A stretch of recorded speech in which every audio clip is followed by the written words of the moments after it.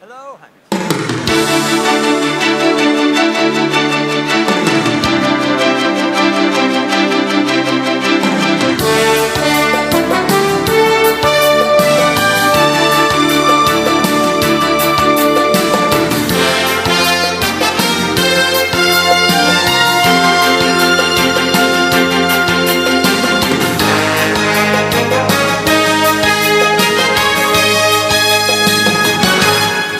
Well, a warm good afternoon and welcome to the 23rd annual exhibit of hydrogen and fuel cell technologies. We've been here for quite some time discussing innovations, changes in the market and what's happening. It's always been an interesting discussion. I invite you all to sit down and let yourself be served with free refreshments. There's coffee, tea and juices and soft drinks. And be prepared for some interesting facts coming from North America. I'll be talking to Dr. Dimitrios Papageorgopoulos, who's Program Manager of Fuel Cells and Fuel Cell Technologies at the Office of Energy Efficiency and Renewable Energy, all at the U.S. Department of Energy, known to us fondly as the DOE. Please welcome with me Dr. Dimitrios Papageorgopoulos. Thank you, Brian. Thanks for coming. This is not the first time I seem to see you. This is not the first time, no, absolutely. Every year. But for those, I mean, we'll be talking, of course, about the update of the U.S. Department of Energy activities in hydrogen and fuel cells. But just what do you people do at the Department of Energy, and what do you do at your office? That's a good question, Brian. A lot of people ask me that. So the Department of Energy plays an integral role in expanding energy research and development to enable and ensure affordable and reliable energy. So they're committed to producing more energy from more sources. The Fuel Cell Technologies office, where I'm at, in the Office of Energy Efficiency and Renewable Energy, I know that's a mouthful of words there, but it does play an important role in what DOE's mission is. And they're focused on early stage applied research and development for fuel cells and hydrogen to address resiliency and energy security issues, and also allow technology to play an important role in a strong domestic economy in the U.S., that is. So just to expand a bit more on the research and development efforts that we have, I want to just mention that we do have market-driven targets for various technologies and various research areas, including fuel cells for power generation, but also hydrogen fuels, including production, delivery, and storage. The idea is that these market-driven targets would allow the technologies to be competitive with the incumbent ones out there and make it a viable commercial case. Now, what are we doing specifically? It could be materials research and development. We've recently formulated, initiated various consortia. They're all part of the Department of Energy Material Network umbrella. So in terms of what Fuel Cell does, Fuel Cell Technologies Office is responsible for, those are three consortia. One of them is called ElectroCat, focusing on the development of platinum group metal-free catalysts and electrodes. But also we have hydrogen, focusing on affordable hydrogen production methods, looking at electrolysis, for instance, and materials for electrolysis, as well as Highmark, which is looking at advanced hydrogen storage materials. The research and development effort that we're doing through these consortia is basically to accelerate the development cycle. We know it takes 15 to 20 years for a component or material to be fully developed, and we want to expedite that. And the way we want to expedite that is to take advantage of the core capabilities we have in our national lab network and use high throughput methodologies, use advanced computing, for instance, to expedite the cycle for material development. So are you a networking agency, or is it also involved in financing, organizing, or do you launch initiatives occasionally? We actually do launch initiatives occasionally, and that's a really nice segue into my next topic, which is hydrogen at scale. So one thing to know about hydrogen is in the US, we are producing 10 million metric tons of hydrogen. It's not a new fuel. For the most part, it's a valuable component of the ammonia synthesis cycle, as well as in oil refineries, right? But what we want to do is try to expand into emerging markets. Fuel cell electric vehicles is one of them. It could be metal refining, for instance, and also to be able to couple various energy sectors to the production of hydrogen.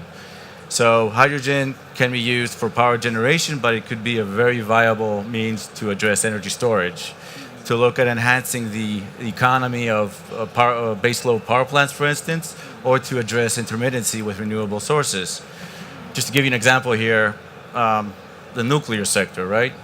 They do have next generation reactors. We can utilize hydrogen in terms of high temperature electrolysis, or even solar high temperature solar thermoelectrical approaches to do that. And we can actually be able to utilize hydrogen in support of the grid, both in, as I said, baseload applications, as well as for the utilization of hydrogen in these emerging markets. So what exactly does it at scale mean, though? What is this at scale? I would say, I would use one word there, widespread. Okay. So we want the widespread utilization of hydrogen across various sectors. We want to couple hydrogen with various production methods. We want to make sure that there's a viable supply chain out there. So there's two things that you want to do. You want to have hydrogen that's produced and delivered at an affordable price, right? So we know, and we're targeting $4 per kilogram, for instance. Current prices out there now are ranging between 10 and 16. So how do you lower that price? You need novel innovation in the field, and that's where the R&D kicks in. But also it allows to expand and trying to strengthen the domestic supply base. For certain components like nozzles or hoses and dispensers, there are only one or two suppliers out there. So you want to expand, create that volume, and lower the cost in that way. Do you also study the market success of fuel cells? That is, like, how are they sold? Are there many sold? The quantities? What's the size of the fuel cell industry in the United States, for example? So, what is the product of our R&D? It's manifested in a certain way. When it first started back in the 70s at Los Alamos, it's taken 40 years for it to totally mature, but I'm happy to say that we do see, especially in the US, fuel cell electrical vehicles on the road. There are more than 4,200 vehicles already leased or sold in the US, mainly in California. And those vehicles are pretty competitive in terms of performance, in terms of being able to meet the driving range, 360 miles, right? That's more than 60 miles per gasoline gallon equivalent in terms of being a very effective transportation means. In addition to that, just taking the worldwide picture, we're talking more than 62,000 units shipped last year. Half a gigawatt, 500 megawatts being supplied, and that's an impressive number. In the US, I mentioned the production. We already produced 10 million metric tons of hydrogen. There are also niche markets where fuel cells have really taken off. I won't even call them niche markets anymore. I refer to them as more mature markets. Forklifts, for instance. We have over 16,000 fuel cell powered forklifts out there. Backup power, over 235 megawatts of backup power, especially for the telecom industry. In addition to that, I have to mention that there are over 30 retail hydrogen stations in California, and we're planning by 2025 to have about 200. We here at Hanover have played an egregious role in exaggerating the potential for the development. That is, if you go back to 2004, you had many people here promising there'd be 100,000 cars on the streets of Germany by 2010. What are the trends in the U.S. as compared with international markets? Is it basically the same everywhere you go, or are there stimuluses generated by local markets that send impulses to the production? I mean, you also sell internationally fuel cells from the United States. So are there impulses coming from other areas that are stronger? How does that weigh in? So let me tell you this. There are states in the United States that play a stronger role than other states. We are a federation at the end of the day, right? And specifically talking about California, a lot of the successes that we've seen are already out there. And especially for retail hydrogen stations, the plan moving forward. And again, I'm going to mention, cars are sold at least in the thousands, not just a handful of demonstrations out there. I think that is a very important message, and it gives us a lot of confidence looking ahead in the future. So our industries here, when I go back in the 15 years I've been here, I see that basically no company has succeeded if they're trying to do it all on their own. You wind up trying to invent the wheel again. That is, most people are involved in cooperation. And there's been a lot of merging and focusing and so on.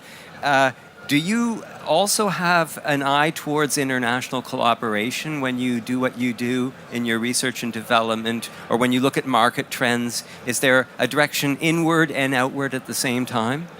It is. Yeah, there is that element of it. So talking about collaboration and the U.S. just looking at the domestic market, there is a strong collaboration that we encourage between stakeholders, industry, and our national lab network, where a lot of our core capabilities exist. I mentioned the consortia, for instance, and and the same thing holds for H2 at scale, where we have cooperative research agreements between industry and the national labs in order to expedite the development cycle. In addition to that, it's very important to know that we live on the same planet, and collaboration is encouraged. And one area, just to mention what we are involved in as the U.S., we have the IPHE, which is the International Partnership for Hydrogen and Fuel Cells in the Economy, which includes 18 countries in the European Commission. There are also efforts that we strongly encourage in terms of addressing hydrogen safety, for instance.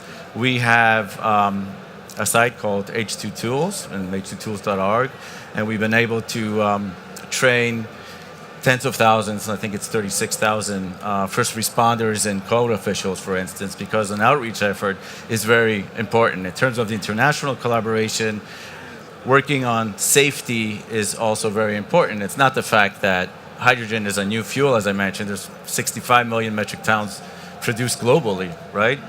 So it's not new, but as hydrogen is out on the street and the average person in the public is going to interact with it one way or the other, then outreach efforts and trying to educate and trying to address safety issues is very important. I can see a grin on some people's faces and maybe on yours as well. Let's face it, would you rather be in an accident in a gas car or a hydrogen car? Hydrogen is a relatively safe gas, isn't it? I think hydrogen is a safe gas. Yeah. Right.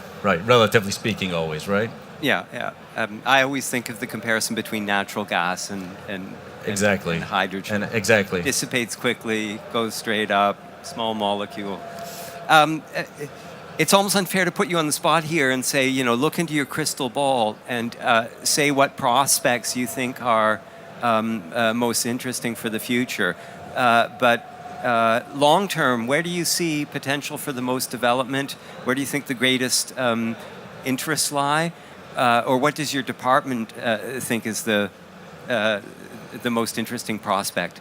So fuel cells and hydrogen are incorporated in the all of the above portfolio. There are no specific technologies that the DOE is focusing on solely. In terms of hydrogen and fuel cells, I mentioned hydrogen at scale, widespread utilization of hydrogen, reach out to markets that can take advantage and create those scales in order to bring down cost, make the technology affordable in terms of addressing both the fuel but also the power generation aspect. Being able, for instance, for fuel cells to remove platinum is a big step in that direction. Foster new technologies, new alternative approaches that we're not looking at. It could be, for instance, alkaline membrane electrolysis in fuel cells, just to name one example. But to get hydrogen out there, get more cars, enable the market to adopt the technology is really important. And get the price of hydrogen down. And get the price of hydrogen and fuel cells down, yeah, exactly.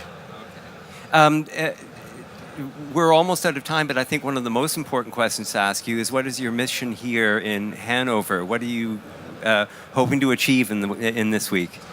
So I'm here because I want to interact with the stakeholders. It's very important for us. I mentioned collaboration, to monitor what's happening out there. And in one sentence, I would say I'm just here to check out all the cool stuff and have nice discussions and to promote collaboration where possible. Well, it sounds like you have that in common with just about everyone here. Check out the cool stuff. Exactly, yeah. Yeah. Well, I invite you to check out the cool Dr. Dimitrios Papageorgopoulos. He's going to be here walking around. He's very approachable and a pleasure to talk to. We've been discussing the update of the U.S. Department of Energy, hydrogen and fuel cell activities. It's been a pleasure to see you here from the Department of Energy. Hope you come back next year. Thank you, Brian. Thank you, everyone. Thank you, Dimitrios. And thank you. We'll be continuing shortly. René Himmelstein, who's Vice President at Maximeter GmbH, will be discussing the H2 technology, particularly the Maximeter compressor. So stay tuned, have a drink. They're on the house. We'll be continuing shortly.